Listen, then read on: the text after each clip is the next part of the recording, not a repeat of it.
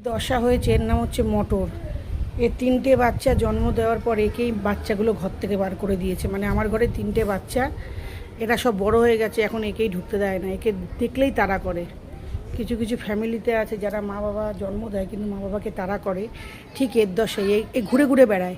কখনো আমার ছেলের ঘরে যদি দেখে যে ওর বাচ্চাগুলো আছে, সেখান থেকে ওরা তাড়া করে, ও এখান থেকে গিয়ে ওই কার্নিশে নাহলে ওই বাড়ির কার্নিশে গিয়ে পালায়।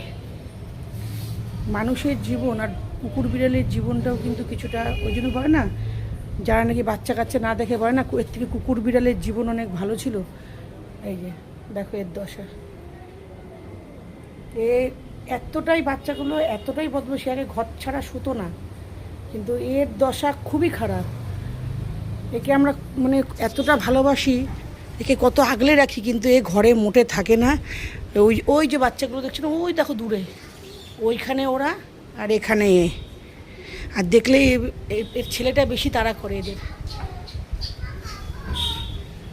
যাক, মা সন্তানের ভালোবাসা সবার মধুর হোক। ও আমার বিড়ালগুলোকেও বারবার করে একে নিয়ে যাই। দেখবে একটা জিনিস দেখো,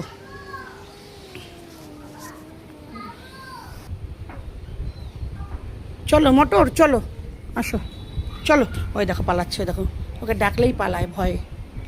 ও ওই দিকটাতে মোটে যায় না, লুকিয়ে লুকিয়ে ওই পাঁচিলের উপর দাঁড়ায়, তখন ওকে কিছু খেতে দিই। এই যে ওর ছেলে,